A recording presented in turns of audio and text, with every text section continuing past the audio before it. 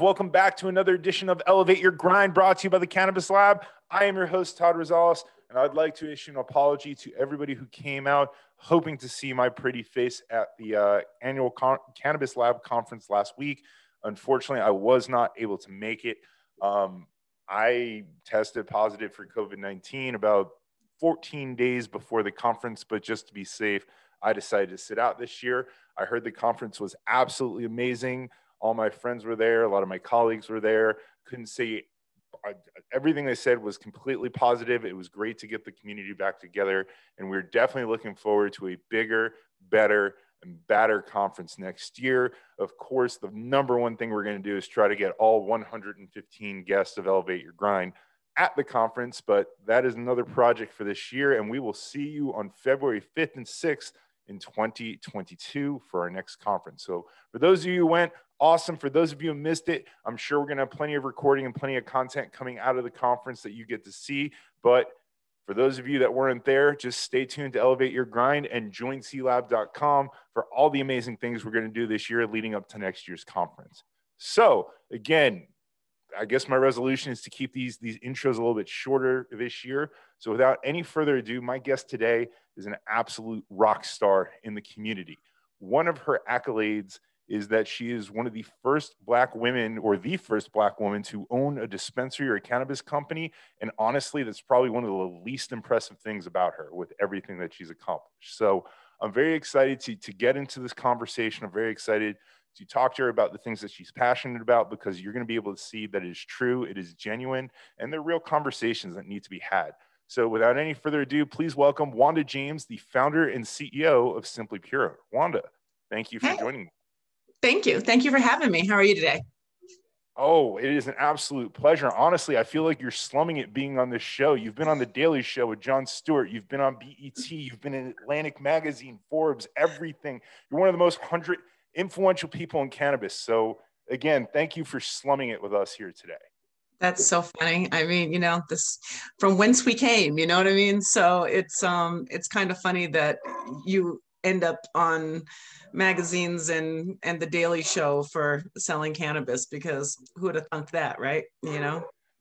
It is crazy if you think about it, right? For the longest time when we're growing up and we're being raised, and you have the DARE program and all these different things. And I've even heard you talk about how, using cannabis is equated to using LSD and everything else. And then all of a sudden, like, it goes legal in Colorado and California and a few states. And you go from the cannabis person who's like shunned to the corner to like, wait, you're in cannabis? Talk to me about that. We've got to hear more. We've got to hear more. Is that kind of surreal for you that we go from this stigmatic industry? Not that it's gone, but mainstream is kind of like, hey, what's going on with those cannabis people? That seems real. And you're like, what's up with the cannabis people? I got to tell you, so growing up here in Colorado, and it's interesting that Colorado was the first to legalize. I mean, us in Washington did it on the same night, but Colorado jumped so far ahead, so fast. And it's because, I mean, I was a teenager here. I grew up here. I went to high school. I went to CU. I went to college. I don't remember a time in my life cannabis wasn't a big part of my life. I mean, it was, I know parents are shut, like they hate when I say this, but it was easily accessible. All of the cool kids used cannabis. We didn't really drink like other people talk about their drinking experiences. Even at CU, CU was definitely a cannabis university back in the day, so, and then graduating outside of the military, I didn't smoke when I was in the military, because you get caught with illegal drugs as an officer, you go to jail, directly to jail. There's no ifs, ands, and buts about it. So during that 5 years that I was an officer, I did not consume. But I mean, before and after that, and, in Los Angeles, all of my professional friends, doctors, lawyers, elected officials, all consumed cannabis. So it has been very accepting in all of my worlds and all of my circles. So I was surprised when I met my brother to find out that he actually went to jail for cannabis, because nobody I knew went to jail for cannabis. A few people got some tickets. People can all tell you stories about the time they got pulled over and the cop took their weed. But I mean, nobody went to jail. And then to find out that 800,000 people a year go to jail for simple possession before, legalization happened. So Colorado has always been a different kind of place when it came to cannabis. Always. Well, I think Colorado is very forward thinking in general, right? It's they were the first ones to start looking at psilocybin and everything Yep. else from a legalization standpoint. Obviously, they were pioneers with cannabis as well. But I don't want to gloss over the fact that what you just talked about your brother, and I think this is a very important story, right? Because this is, from my assumption, what really made it real to you, right? And really dragged you into social justice was when it hit home, is that your brother got arrested for possession of 4.5 ounces of weed, which to some people may seem like a lot, but in the grand scheme of things, really isn't. Even if they would have said that he might have, intent to sell, was going to break it up and sell it to a few friends, that's it, because he's a nice guy, maybe, right? He definitely wasn't trafficking. He wasn't moving what they would call weight or anything else like that. At best, he was selling to a few of his buddies to cover the cost of his own bud so he can smoke for free. I mean, that's what you're doing with 4.5 ounces. So I think in reality, you're right when you say people don't get arrested for cannabis. They get arrested and cannabis is given as the cause, but they're getting arrested because someone has an axe to grind, or they just didn't like them, or they're in the wrong place at the wrong time. I mean, I feel like that's really where we are right now. So, and I mean, in his case, it's kind of funny, and you're absolutely right. He and 4 of his buddies were going out that night. Back in the day, um, back in the day, you used to buy cannabis and used to buy weed in sandwich bags.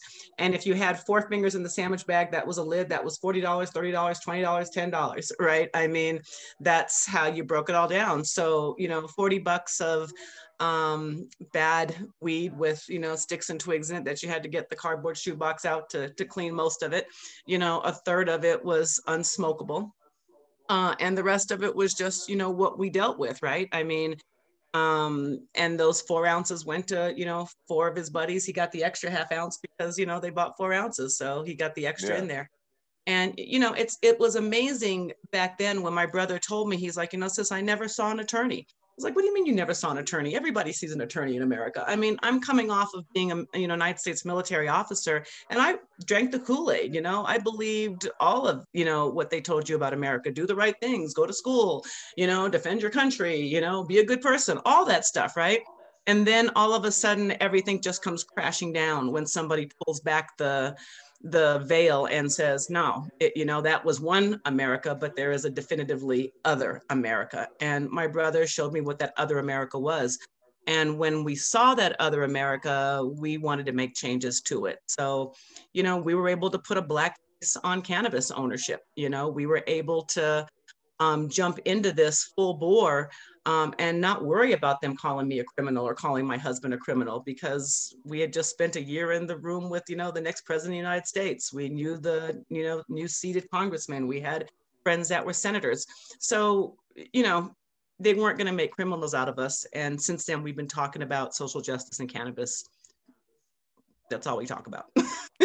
Yeah, I mean, I think it's important. I think it's really important, like you said, putting a black face to cannabis ownership, because you're not a celebrity, right? You're not a celebrity that can be pointed to and saying they're just in it for the money because it's the hot thing right now. You're not known for all these other things. That you're a serial entrepreneur. You grind, you work hard, and I think that is the right face, whether it's black or anything else, to be the, kind of pegged to lead the movement, right? Because you, like I said, you're not a celebrity, you're just a black entrepreneur. And I'm sure the only reason that you even use that title in the beginning is because you want to bring awareness to it, and you want to be awareness to all the problems that are there. But at the end of the day, to me, you're a serial entrepreneur.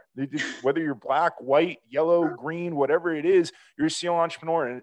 And I've always talked with this show, like, I'll have anybody on this show. I don't care what background you come from. I don't care, what you look like or what you believe in. As long as you're not an asshole, then we want you on the show and we want to hear your story. And I would love the world to get to that place, but we're not there yet. I want to continue on this social justice vein, and we are 100% going to circle back to it. But I kind of want to get into your story a little bit, because I want to talk to Wanda, the entrepreneur, because you were killing it well before you got into cannabis. And, you know, I'm fascinated by people who go in and come out of the military and then get into entrepreneurship, because they, to me, in my life, have been some of the best people I've ever worked for, right? Because they don't have that I know it attitude, I'm better than you. It's very much a team mentality. And I read this in an interview with you where you said the military takes can't out of your vocabulary. And not only do they push you to do the things you're uncomfortable doing, but they push you to excel at those things. Do you think that your experience in the military, although you had a really cool job detecting submarines, is really what pushed you truly to be this, you know, serial entrepreneur that you are today? You know what? It's all a part of it, right? You know, so I think, you know, being born a poor Black child, you don't really understand that being an entrepreneur is something that's actually open to you, because who owns a store? Who owns a cannabis shop? Who has a marketing company? Who does, who gets to do those things? So my dad was military. He was a single parent father. So I spent my first 27 years in the military. So like people whose fathers are doctors or lawyers and they become doctors and lawyers, the military was a very comfortable place for me. It made sense for me.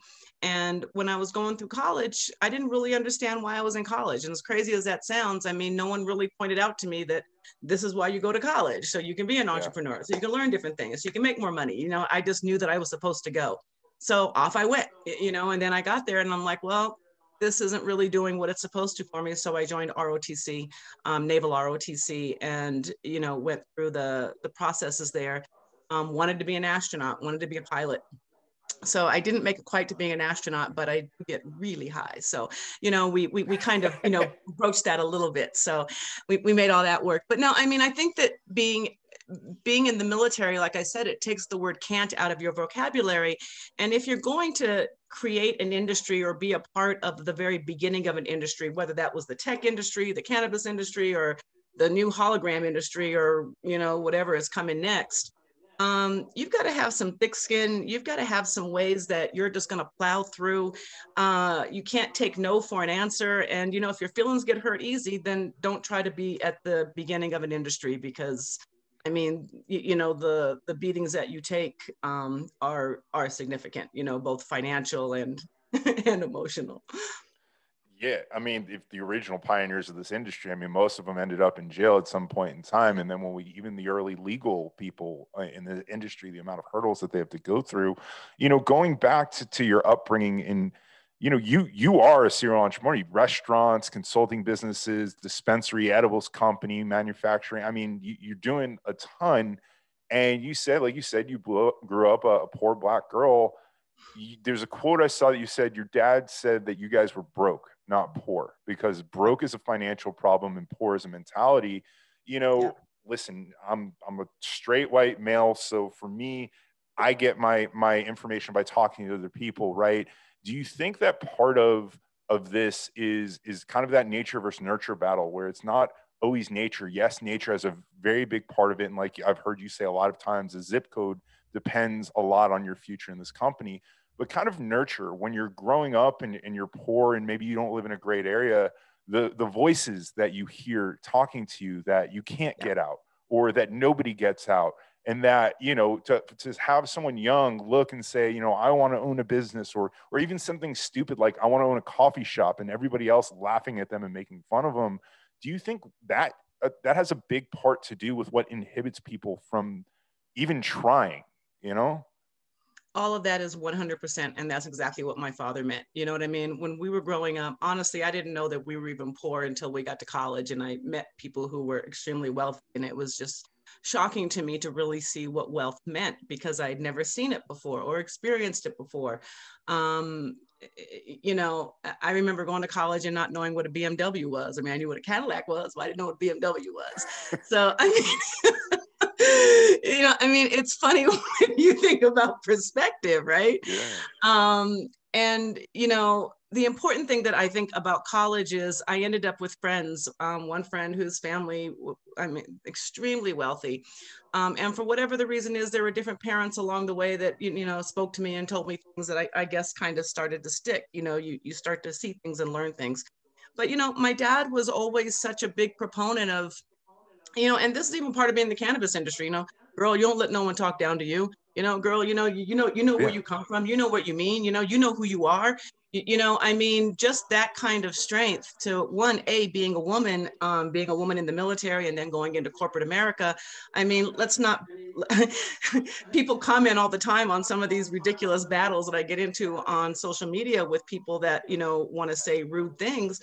I mean, you know, that's been a part of my life forever. You know, you don't talk to people like that. You don't, you know, you don't disrespect folks. So, um, you know, that's my dad coming through loud and clear. Your dad sounds like an amazing guy, to He's be honest amazing. with you, because, and I'm not just saying this because you're on the show, but to He is give amazing. you the confidence that you have to just not care what that's, I think, honestly, that's one of the hardest things in the world is you grow up in your social circle and you have your friends. I mean, I've had some of the same friends since third grade and everything else. And, you know, you just assume that they're judging you and you assume that people are, no matter what you do, you assume people are judging you. And now with social media, it's just magnified that much more because, you know, John Stevens 767 online can just say whatever the hell he wants to you with no, you know, with no punishment. That I think for most people, the reason that they don't try and live their dreams or try to be an entrepreneur or just try to get the dream job that they want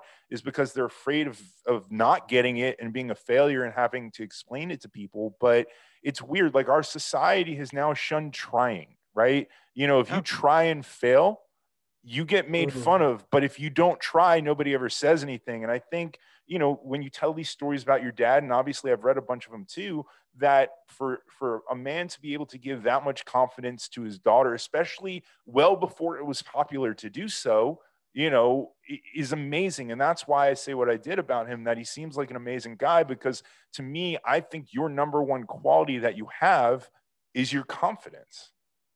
You know what? Honestly, 100%. And my dad was this, he really was an amazing individual that spent a lot of time with this little kid that really taught her that, you know, it's funny that we care so much about what other people say about us because there is nobody in the entire world where 100% of the people have something good to say about you.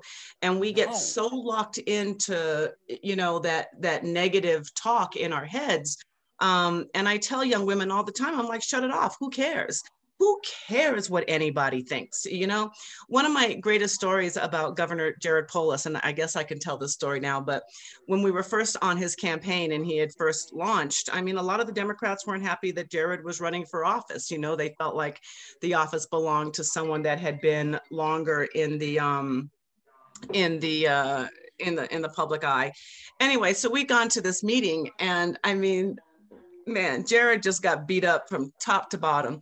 And there was this one guy that kind of was asking Jared questions and was real engaged where Jared was coming from, and he kept answering him. And we walked out, and as his campaign manager, I mean, I was feeling like bloodied and beaten. And I was like, oh, that was brutal. And Jared says to me, he says, you know, he goes, that was okay because that one guy, he really liked us. He really liked the message. And I mean, Oh, that's how you have to go through your life, right? Because honestly, outside of that, I mean, who cares what people who don't know you have to say? Who cares what people who are walking in your in not in your shoes have to say? And when we were talking earlier and you had said, you know, what got you into this? On my birthday in 2009, the Denver Post wrote an article called Coming Out of the Cannabis Closet. It wasn't supposed to be on my birthday. It just happened to fall on there. And it talked about, that was the first article where Scott and I came out that we were opening up a dispensary. And the reporter said, he goes, oh my gosh, I can't believe that they were going to do this, you know, and what were people going to say? And, you know, prominent activists or a prominent political activist.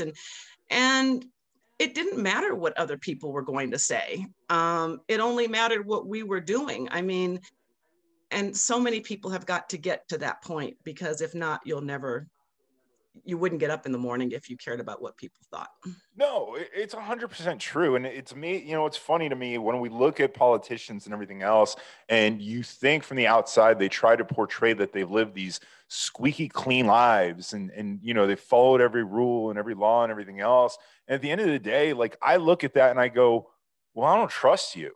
Like I don't, if that's, and I know I'm probably stealing something from Joe Rogan when I say this stuff because he's big with that, but at the end of the day, like you learn from mistakes, you learn from experience. So if you've never screwed up, then how do you know what's right and wrong? If you've never experienced that, how do you know what's good and bad? I mean, most of us, when we're in I look back at the things I did in high school and college, and I have a daughter now who turns 16 months today, and it scares some of the situations I was in. I'm like, oh my God, I'm scared shitless for her to be in that.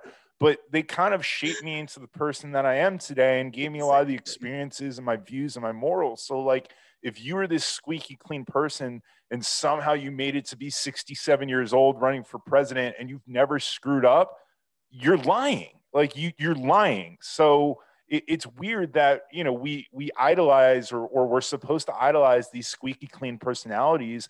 And we like shun second chances now. You look at people like, for example, look at Robert Downey Jr., who was a complete drug addict now. Yeah. The guy got John Favreau gave him the opportunity with Iron Man, and now he's visiting children's hospitals and doing a ton of good for the world. And, he's one of the first people to come to mind. And I'm sure there are plenty of Robert Downey Jr.'s out there at a much smaller level that someone just gave them a second chance and they were able to change, maybe not the world, but at least their community. And it's weird to me that we have this view that everybody has to be perfect and do the right thing all the time, that mistakes and learning from those is shunned. It's weird to me. And I feel like I'm taking it so off topic here. No, not at all. I gave another talk once again to, it was a group of graduating students in political science at the University of Colorado. And they'd asked me, or one of the young people asked me, like, oh my goodness, when you were here and you were, did you envision, this is what you'd be doing? And did you envision this great career? Did you envision this? And, and at first I got ready to do what every other speaker does, and that's go down that path. You know what I mean? Like, oh yes, when I was a University of Colorado student, I studied very hard.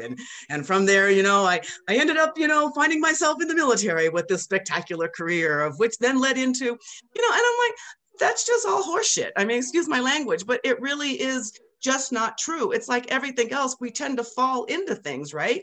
I joined the military because college didn't feel right. I wasn't comfortable, so, and looking back on it now, I laugh because I don't know that I would tell a young person that knew what they wanted to do to join the military or not. It was good for me at the time. Would I do it again today? Maybe, maybe not. Corporate America, hated it, thought I was gonna, do a 20-year career in corporate and found that just wasn't what was right for me. My God, I was working in insurance and then with Avery Dennison with sticky paper. I mean, they were phenomenal careers and I had amazing positions in those companies, but my God, I could not have been more bored if my life depended on it. Meeting Scott and opening up restaurants and meeting politicians, my life came alive with politics. Politics does burn in my stomach and I love it. I love the public discourse. I love everything about politics.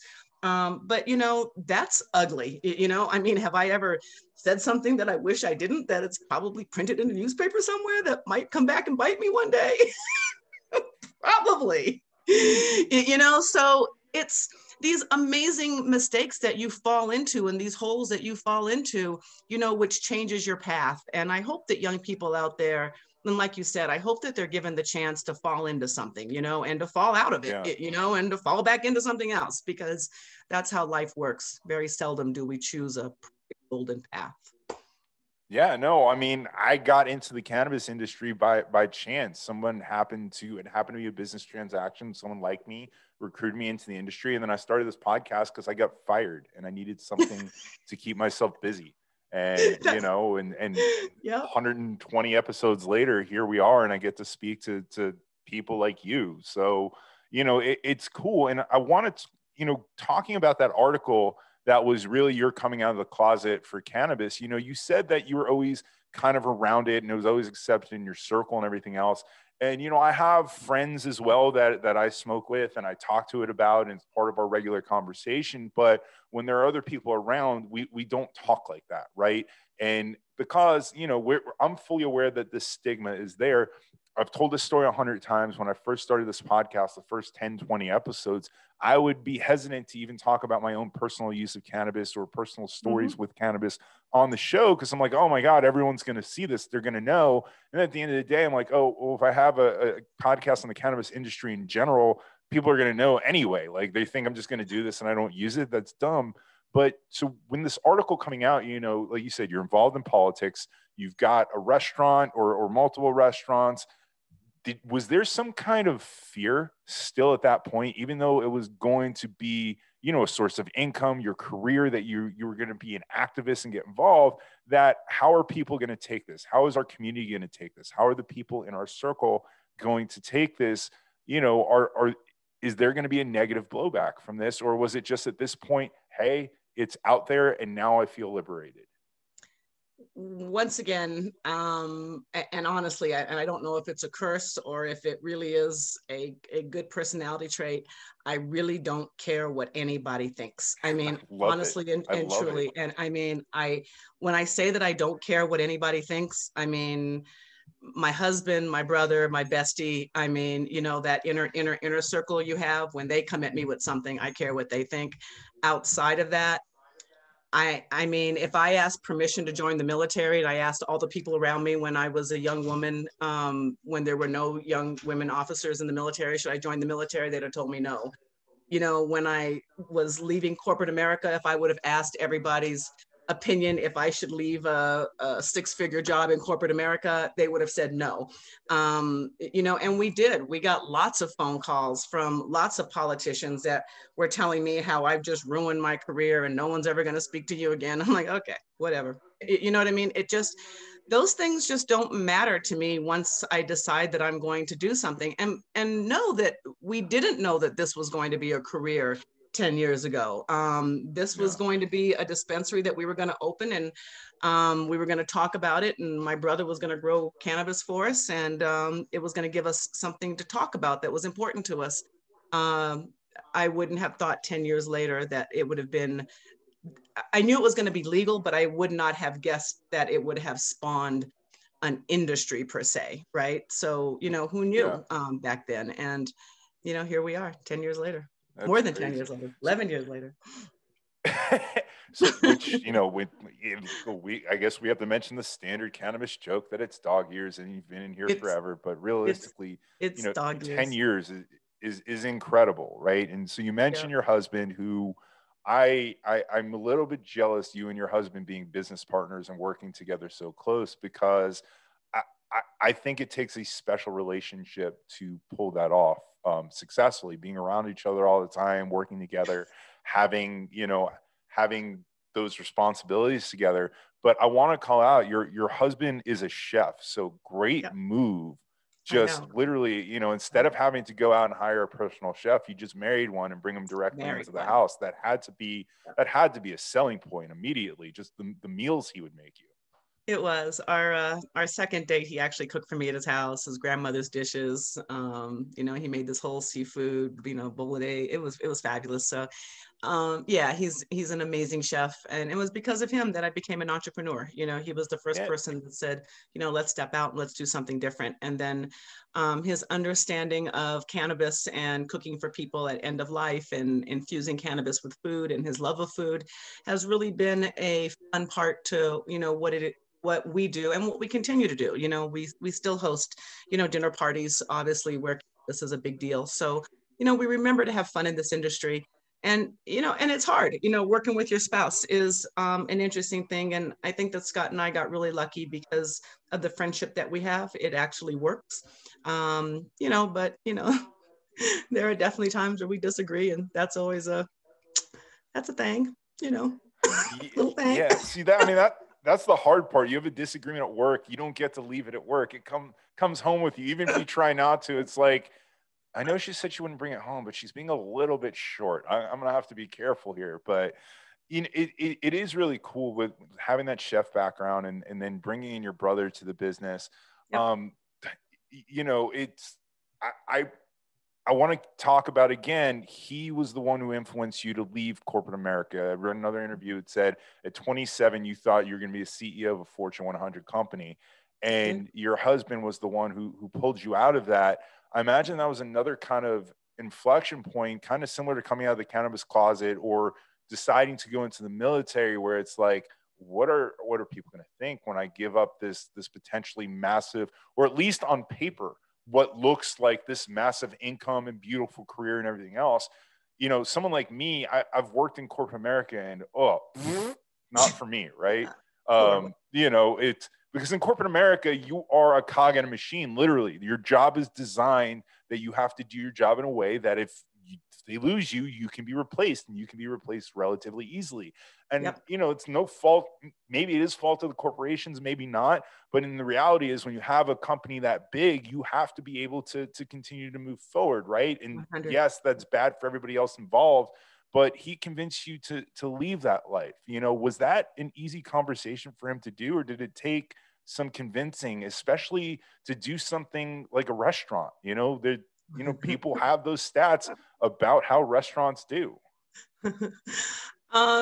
No, there was no convincing at all. Like I said, I didn't like corporate America. I did when I got out of the military, and you know, you're headhunted as a young military officer, you know, all the Fortune 100 companies come at you, all the Fortune 50 companies come at you. You get involved. And I need to remind everybody as well, too. And I mean, I hate reminding people this because it puts age on me and makes me older than a millennial. But, you know, when I was coming up, you know, there weren't a lot of women in the boardroom or in the C-suite, you know, there just weren't, you know, it was that first I was probably the second, third, you know, fourth wave of women coming through corporate America at that time. And so there weren't a lot, and there definitely weren't a lot of Black representation in those positions. So people really wanted me to stay in these types of positions, but, you know, I just know me, and it was just never right for me, you know, at all. And the idea of owning our own restaurant, you know, it was phenomenal. It was fantastic. It was in Santa Monica. We got the chance to, you know, do all the birthday parties for the Wayne brothers, and, you know, Al Pacino ate at our place. And I mean, just a lot of fun things of having a restaurant in Los Angeles. You know, it put us in a fun place of people, kind of like you said with your podcast. All of a sudden, you know, you're having a good time at what you do. Yes, it's difficult financially. Yes, the restaurant is difficult, you know, like like the weed business has been difficult. Yeah. But you know, for me, money has never been what has driven me. And I'm sure that my investors and probably some of my husband probably wishes sometimes that we were more motivated by money, but we've been definitely more motivated by having fun together, doing interesting things. And quite frankly, this industry has given us the opportunity to really make social justice difference, which to me is better than, you know, a 7-figure salary any day. And, you know, we're not wanting for anything. So all is good. And I don't know. I just don't know that I would have changed too much of taking chances and, you know, going off on, you know, not to sound cliche, but on the road less traveled, right? It's been more interesting. Yeah, I listen, I want to disagree with you on one front. I think it's an advantage to you that money isn't your motivation, right? Because people are motivated by money. A lot of times that can lead them to make bad decisions that might seem good in the short term, but bad in the long term. I think you being motivated by your passion, money's going to follow. It does. And if you look at some of the most successful people in any medium, you know, I'm sure Zuckerberg didn't create Facebook for money. He was driven by dates, drunk by power or something else. Maybe he's a bad example. We look at a guy like maybe like a Kevin Hart of the world, right? Kevin Hart's not motivated by money, at least not at first. He wanted to be one of the best comedians in the world. And then he wanted to help his people and his friends, and he wanted to give back to the community. And you have a guy like Kevin Hart who makes more money than anybody else in the world telling jokes, but that money was never his motivation. His motivation was to be a stand-up comedian. So, you know, I look at someone like you, and if money motivated you, maybe you would have stayed in corporate America, or you would have, you'd have 100 restaurants instead of a few. You wouldn't be where you are today. So, you know, I'm going to disagree with you on that front, but I'm sure you feel that way as well. So 100. we brought this full circle back to social justice, and you are very heavily involved. I want to kind of go back to the controversial thing that I said before, and I thought I read this about you, is that you really take the title of, first Black owner of a dispensary because of the attention that it brings to the issues that you're passionate about. That outside of that, you're an entrepreneur. You're a successful entrepreneur who's doing what he loves. Am I on that right vein? You're 100% right. It was funny. A really good friend of mine posted yesterday on Facebook, would you rather be first or rather be best, about a few other things. And, and it was an interesting comment because being first is nothing that you can prepare for. It's not like you go into something like, I'm going to be the first one to do that, because there's all kinds of things that happen. I don't think that we knew that we were the first to open up a dispensary until maybe about a year after we had opened it up. And I believe it was a reporter that had asked about it. And even at that point, when they asked, they said, are you guys the first ones licensed to open a dispensary? And and it came out of nowhere. I was like, I have no idea. I wouldn't even think to have thought that. So you can't prepare to be first. You can't. It's what happens. Being able to use that to be able to continually shine light on the issues of being in the industry, the issues with social justice, the issues with Black and brown folks coming out of a justice system and then still not being able to work in an industry where people are making billions doing what they went to prison for. Being able to highlight all of that. And if the first thing that gets reporters excited that they want to talk to somebody that was first, well, then so be it. Let's have that conversation. Now let's move on to what really matters. Yeah. No, and I think that's great. And I love the fact that you say that too, because at the end of the day, right, at some point, if we want to look at equality and everything else, it can't be you're a Black this, or I'm a Jewish that, or he's an Asian that. We're all people doing a job. And at some point it needs to be a meritocracy. But for now, we do have issues that need attention brought to them. So sometimes those labels are needed. One thing that you truly educated me on watching a lot of the interviews that you did is how the private prison system works, and how Fortune 100 companies and all these large companies are leveraging those prisons for slave labor, right? And that was something I was completely unaware of, that there are companies, and you said your husband's like when you call out companies, but it's an orange company that you can never find an employee in the halls of. And that they have farms that are being run for them. There are people getting paid $1 a day. Can you educate us on that a little bit? Because I know I kind of like summarized it, but that was something I was very unfamiliar with. And I'm not saying that I'm smart and I should know that, but I think I probably have the average education level of people on that topic. And I don't know about it. I'm assuming 90% of people or 95% of people don't know about this stuff. So to the small following we have here, let's educate them on that a little bit. So you know what? I didn't know about that either. And when they tell you, follow the money on everything, right? So people get arrested, they go to prison. When you go to prison, you work off your time. So what privatized prison systems have done ultimately is they've given people the opportunity to invest in the failures of Americans, which is really disgusting, right? So if you're invested into a dispensary, you're going to tell me as a CEO, if you're one of my investors, Wanda, get more customers to come through that door, get more people to buy more weed, because we're the investors and we want to make more money on that, right? Which is fine.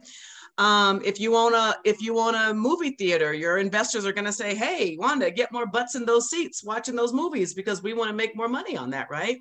If I invest in a prison, I am saying to the wardens, to the jury system, to the legal system, to the judges, and to all of those folks all the way down, get more people in those cells, because that's how we make money, right? Now that I've got you in those cells, secondary income comes from the idea of, and we've always known it, prisoners are making license plates, right? I mean, that seems like a good thing, license plates. Then the state doesn't have to pay for them. So now your taxes doesn't have to make license plates. So now that you have a privatized prison, they go out and they get contracts with the California wildfires. I mean, they talk about that every fire season, how proud California is that they've got prisoners out there risking their life fighting wildfires for $1 a day or $10 a day or $1 an hour, whatever it may be, right? And they claim that they're training these guys so that when they get out, they can go on to be firefighters. Yeah, well, being a firefighter requires a lot of training and a whole lot of different getting through the system without having a felony on your record and all those different things. But in the meantime, you've got prisoners putting their life on the line to fight California firefighters. And these aren't prisoners that are going to do 100 years in prison or do life in prison. These are guys that are going to be getting out of prison next month. Right. And so then after firefighters, I mean, Whole Foods Market, was beat up pretty big because they were then having prisoners do their artisanal cheese and they were paying them $1 a day. And coming up with some idea, well, when they get out, they can, come and they can make artisanal cheese and make a great living at that. Well, then they followed the money, and then they find out that no prisoner has ever been hired at a cheese factory to make artisanal cheese for Whole Foods Market. So, I mean, it becomes this ridiculous thing. So then you also look at the big box stores. So if you've bought your flowers from, that big box store, that big box store that has the garden center is run by prison farms. And so slave labor now becomes big business for the privatized prison systems. So they get to sell those contracts to the big box stores and to Whole Foods Market and to the California system, and they can charge them maybe market rate, maybe just a little bit less than market rate, and then pay the prisoners $1 a day, which is slave labor. So this is an absurdity of what we've been dealing with the privatized prison system, and this has been going on for years. And like I said, my brother 100 pounds of cotton every day for 4 years. How much does the cotton industry owe my family? Yeah. No, and I remember I read in that interview, you going on and saying to take a young black man from Texas and to force him to pick cotton, that not only it has a psychological issue with him as well too, that if that's the activity that you're making him do, obviously, you're putting him in a really bad mindset, because there's, that go back to slavery in this country. And what is the most famous thing we learn about with slaves is picking cotton. So, the fact that they would even have done that, that's, and I don't want to swear on your show, but that's just a mind fucking ways that just should never have happened to any individual whatsoever, because there is nothing more low than you can do to a black person than to put them in shackles and put them in a cotton field to destroy who they are as a human being, to destroy their confidence and destroy who they are as self. Yeah. I mean, it's repulsive. And God forbid I ever end up with any money. That's exactly what I would be targeting with the United States government. Yeah. And so, I mean, this problem just seems massive, but we look at it, and you and I in the cannabis industry, we have great organizations like Lost Prisoner Project, and there's a lot of people that are very big supporters of releasing non-violent cannabis offenders. And that seems to me like it makes perfect sense, right? Yeah. I do go back, and I remember looking, I had somebody on the show, I don't remember who it was, but we were talking about this topic. So I wanted to go back and look at alcohol prohibition and what happened at the end of alcohol prohibition if the bootleggers and others were let out of jail. And for the most part, they weren't. It was also a much different time back then, right? Yeah. And not only that, when you look at those bootleggers and people like that, a lot of them were part of organized crime. They're part of the American mafia and things of that nature as well. So, they've gone beyond just making booze and selling it. So when we look at cannabis offenders, I'm all for releasing nonviolent cannabis offenders, but my fear at some point is, were some people convicted of a nonviolent crime because there was a violent crime that couldn't have been committed, convicted of, right? We still have very dangerous people like the cartels in Mexico that, it's a profitable business for them. So is there a fear at all and that we might release some of the wrong people while we're trying to get all of the right people out? So no, there's not. And I believe, and forgive me, I don't know the quote off the top of my head right now, but sure, there has been writings by our forefathers that we should let 1,000 guilty men go free to ensure that we never lock up, one innocent person. Sure. Here's the thing. I mean, cartels and everything else, by the time they've hit the jail sentences, I mean, the charges against those folks are ridiculous. What we're looking at right here are the 800,000 people a year that are arrested for simple possession. And it's real easy to kind of pull those, to pull those numbers out of what people where they're at. And that's the reason for mass incarceration today. That number is so ridiculously large. That is, cannabis is the reason for mass incarceration of Black and brown boys, usually between the ages of 17 and 24. It's also, a clear path. It doesn't work though, too. No, it doesn't work. There's no proof that shows locking up somebody for a short period of time for possession or anything else works or reforms them. So, you know, what's the definition of insanity? Doing the same thing over and over again and expecting a different result. So by that definition, and understand the system is never broken, and it does work, and it's working for the privatized prison system that needs free labor, slave labor, because America has never been without a slave labor class. And that's exactly what we have created here. And to sign insult into injury, the fact that, you know, John Boehner now sits on the board of, you know, whatever cannabis company and is making millions after he was responsible for throwing people in prison and overseeing, you know, those laws, and now just laughs about it. I mean, it's really just pretty much disgusting. So it's time to turn all this around. It's so time. No, I agree with you. And, you know, we go back to the conversation that we had before about giving people second chances. You know, if somebody had been a prosecutor or persecuted people for the first half of their life and then realized the errors of their way, and they changed the script and truly were passionate about getting those people out and making changes, I'd be open to listen to them. But you can clearly tell that there are some people who did what they did and now they're just in it for profit, right? And I won't call out Boehner specifically, because I don't know well enough. I can make assumptions, but I'm all for people that realize what they did wrong and truly, truly want to change it. But if you're just in it for the money, I think, and you can correct me if I'm wrong, because I don't know the industry, I don't think as well as you do, but I think for the most part, our industry is good, not great, about weeding out a lot of the fakes. Maybe not immediately, maybe not quickly, but over time, I think a lot of the bad players get called out and get alienated. Yes, no, depends on what you call, you know, bad players. I think that we're becoming a more corporate industry. You know, the things that we hated in corporate America are definitely here. You know, I think that the industry does a really good job of policing itself. You know, and we're getting to better places, right? You know, I mean, we're getting to the point to where the industry is starting to make sense, where investments can happen in ways that are making sense for people. And we'll see normal evaluations of companies start to have happen. And I think that we'll see the industry start to normalize soon. And in some ways it'll be amazing, and in other ways it'll be kind of sad, because as soon you'll be able to buy a pack of joints from 7-Eleven, you know. So, you know, we'll see how all that works out.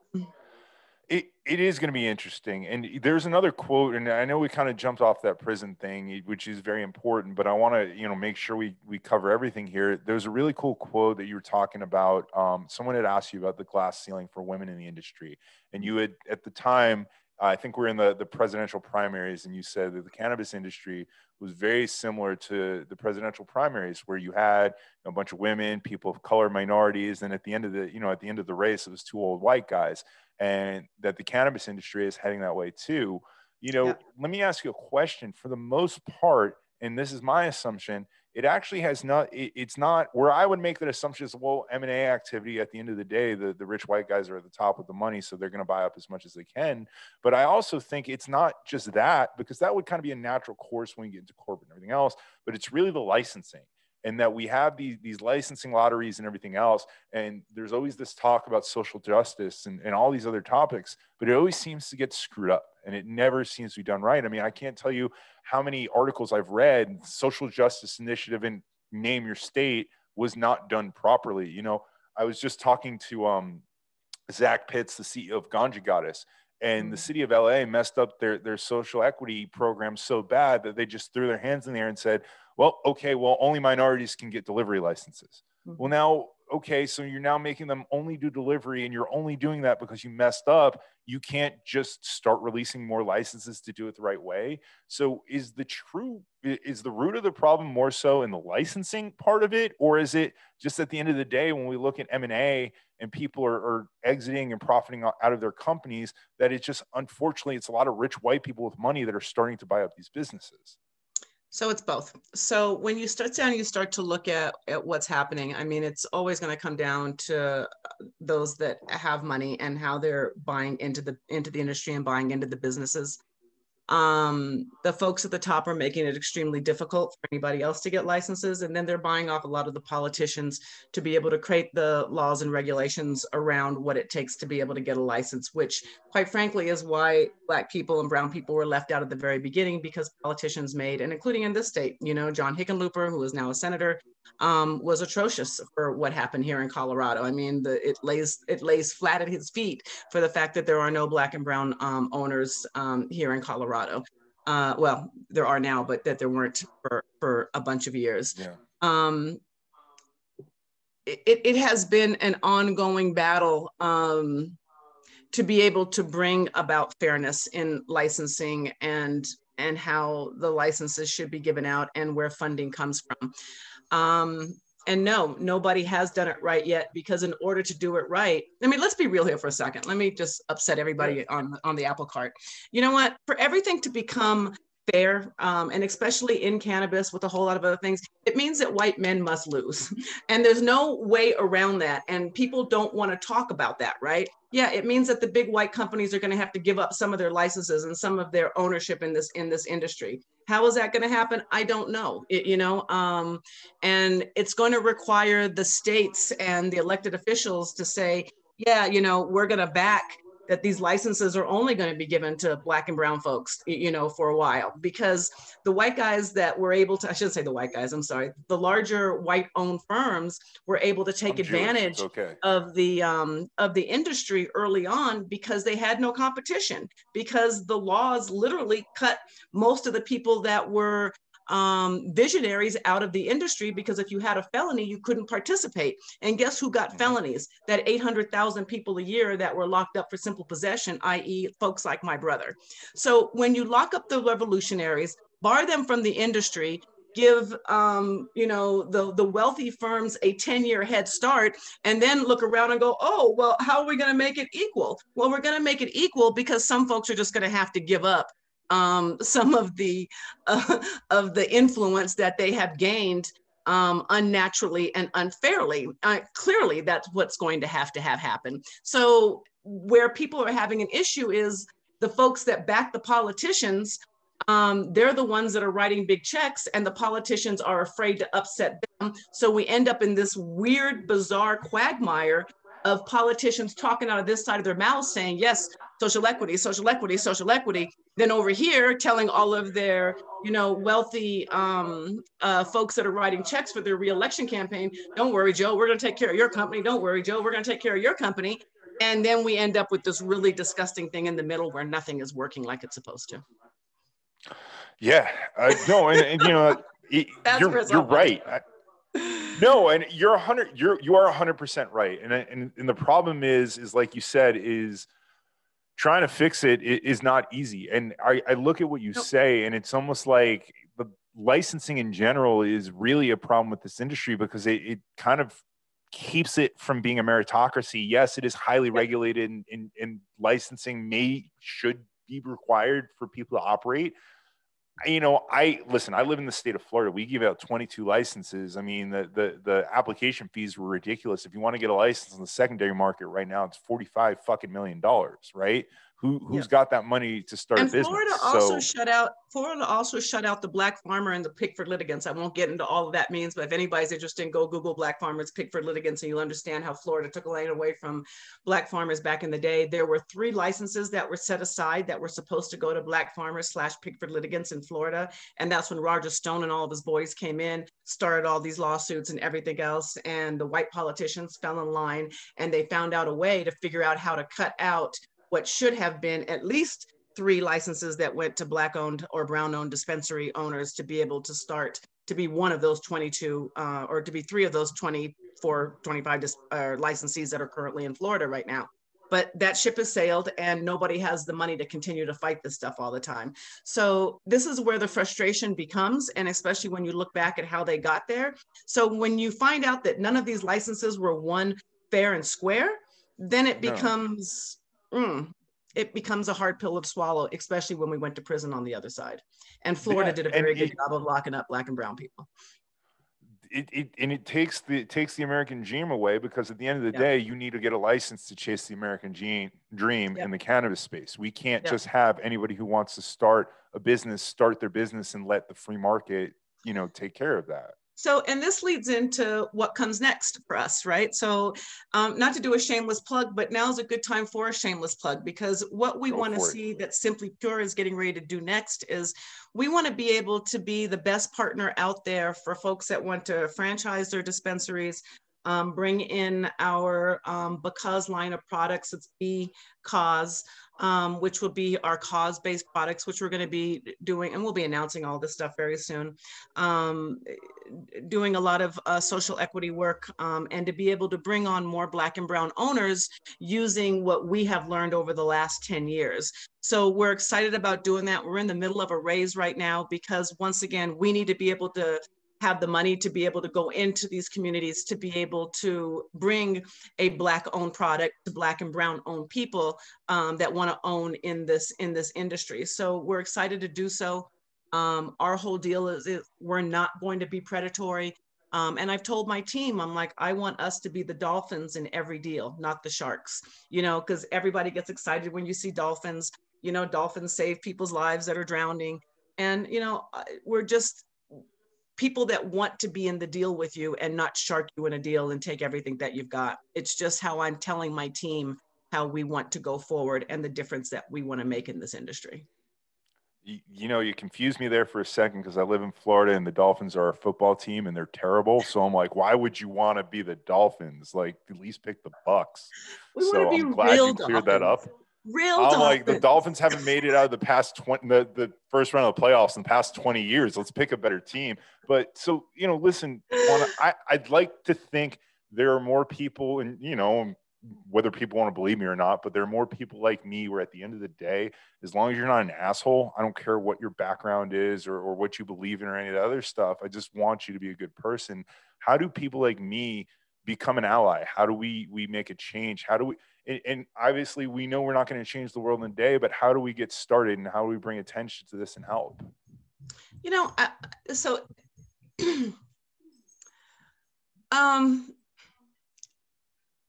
A bunch of ways I don't know. I mean, it's going to be individual for each and every person, right? You bloom where you plant, you help where you can. The biggest thing is that we're getting out there and that we're talking about it, and that we are opening up doors to see more Black and brown people involved, in the industry, to be able to give more opportunities that's out there. To be able to purchase, more products that happen to be owned by, women, Black and brown people, and vets.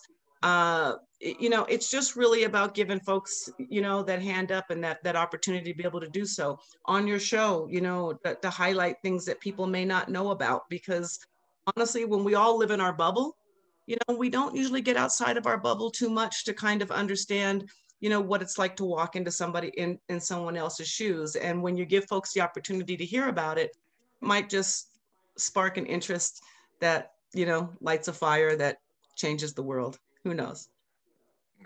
Hey, I'm fired up from this conversation alone. I can't even tell you, like, so I make this joke. I make a page of notes for every call that I do. And I don't think we got to anything on this list whatsoever, because the conversations, I mean, these are real conversations. And I got to be honest, going back to where I said I'm hesitant to talk about my cannabis use. I'm always hesitant to go down these topics because I don't think I have a platform big enough to be canceled, but I'm a straight white male, right? So going into some of these topics and having an opinion, I feel like someone's going to look at me and be like, you're part of the problem. It's like, no, I just said the wrong thing. I'm sorry. I am trying to learn. So, I think more people that can have the conversation and educate themselves, just the same way we look at the cannabis industry and we talk about products and we say, consumers need to be educated. I think we all need to constantly educate ourselves and watch interviews and read articles, but not just one. Watch 10 interviews, watch 20 interviews, listen to all the information, look for the similar trends. Because if you look at one article and you base your belief system off that, that's not right. So, and isn't that what's true is about people though? And like you say, you worry on your show and different things. And I don't think that we should worry about, like I said, is there something in a newspaper article that I said 10 years ago? Yeah, absolutely, 100%. Have fun looking for it. It's all, whatever. But you have to look at people in their totality, right? And especially now. So I'm not afraid of social media, or I'm not afraid of that one article that I said or that one post that I made, because clearly, let's look at everything that I've done, socially, or that we do socially, as people. And I think that that's the beautiful thing, that from social media now, it's not just the one-off interview, right? You know what I mean? We can kind of, we know from Rush Limbaugh's show which direction Rush Limbaugh is going in. You know what I mean? He's been doing it for a while, so we know exactly what we're getting, right? So I mean, and I think it's the same with everybody else now. At least I hope it is. That people are starting to look at what's everything here that we're dealing with a person. Because, like you said, if we're expecting outspoken people to be outspoken and to never cross a line, well, that doesn't make any sense at all.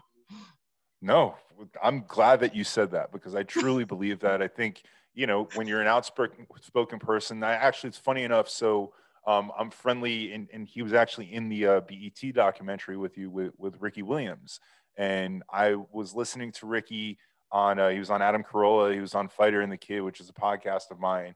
And, Ricky, when he got to the NFL, he thought he was going to be able to have a platform and talk. And he basically said, they shut me down.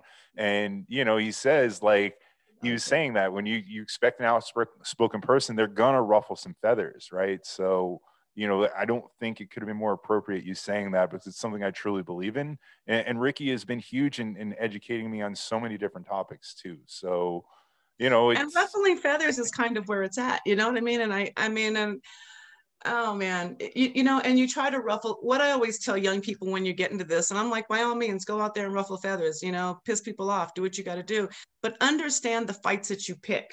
You know what I mean? Don't get involved in an arbitrary fight that didn't matter to you. You know what I mean? So don't take wounds for something that, isn't going to move your agenda forward. But, take wounds that, you put out there that you want to get. I mean, there's a picture on my Instagram that a few of my folks have asked me to remove because it doesn't set well with, certain law enforcement people. And it's a picture of me. It was after the riots downtown here in Denver. Somebody had written "fuck the police" on a pillar outside of the state capitol. And I found that to be prolific, to be honest with you, that here on the People's House, are these words, and around us are all of these law enforcement peppering people and everything else. And I took a picture leaned up against these words. And the person was like, you need to remove that. And I'm like, there's just no way that I'm removing that. You know what I mean? Because for me, it was meaningful. It spoke volumes to what it is that I'm talking about all the time. I try to be the grown-up in the room. I would never profess, violence on folks by any stretch of the imagination, but this is the view of our society right now. And if my page is going to have a picture of me smoking weed and then smoking a dab, then yeah, it's going to have this picture as well. You know what I mean? Yeah. So you've got to take people in their totality and look at everything that they're doing. And folks have got to feel comfortable about the fights that they're picking and be clear about why they're picking that fight. Yeah, I agree with you. And I mean, in regards to that picture, I'm a very big fan of intention and context, right? Yep. What is the intention behind it? What is the context? And funny enough, I get that from comedians, right? Because comedians, what they do is they say stuff that's supposed to shock you. So they say stuff that's so horrible that it has to be funny because it couldn't be true. And it is, what is the intention behind it? So intention and context, I think, are huge. And given the situation that you found that in, it was very appropriate at the time, right? So, it's interesting, right? Listen, we have gone an hour. It felt like it was about 15, 20 minutes. There's so much that I want to talk to you about. I mean, I saw you on the C Lab CEO panel. We've spent an hour together here. At some point when the world gets back to normal, I need to get out to Colorado. I want to spend a day with you and your husband, hang out, try the restaurant, go and do another episode. Come hang out. I can't wait for that day. Absolutely. I'm missing people. I'm like, oh my goodness, I'm here in my little hole all by myself. I feel the exact same way. Well, we talked so much about you and everything else. Let's give us a little summary of the business and what we can expect from you this year. So like I said, our big thing is, you know, we're going to be taking Simply Pure nationwide. We're excited about the new Because line that's coming out, and we're growing, you know, in this industry, you either scale or you sell, and we've decided to scale. So if we can help people develop, that's where we're moving to, and we're excited to see Simply Pure all over the place. It's been an amazing year for us here. COVID and George Floyd has done volumes for people understanding what it means to support Black businesses or Black owned businesses or female owned businesses. The outpouring of support here in Colorado has really been terrific. It really has been, it's been an amazing year. It's been a difficult year. Of course, we've all had to adjust with, you know, different ways of doing business, which has been interesting as well too. But I'm happy to find that, you know, people are relying on cannabis more so than alcohol to get them through this pandemic and this social time that we're dealing with, and the crises that we're all dealing with as Americans. And I'm just really thrilled that cannabis was here for us legally, and not just alcohol. No, I couldn't agree more. I remember at the beginning of the pandemic, I remember saying on the show specifically that this was going to be a big year for cannabis, that the spotlight was going to be on us and that we're going to need to do things right. And we did. And, you know, I think the attention it brought us is incredible. I love this conversation. I know that you are a Black woman entrepreneur, but I don't really give a shit about those labels. To me, you are a badass entrepreneur. You are a confident person and you're inspiring. And to me, those are the labels that matter. And I loved having you on the show, and I can't wait to do this again. Thank you so much. This was a lot of fun today. I really appreciate you. Good. Well, I'm glad that we can have a good conversation. Before we let you go, of course, we got to get any social media, any websites, anything you want to promote. Let's get that out there.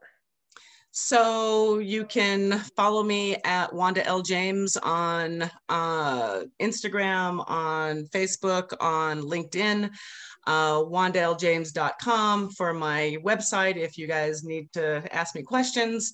And then, of course, simplypure.com on all of those, or simplypure.com for Facebook. And our website will tell you all the amazing things that are happening at the dispensary.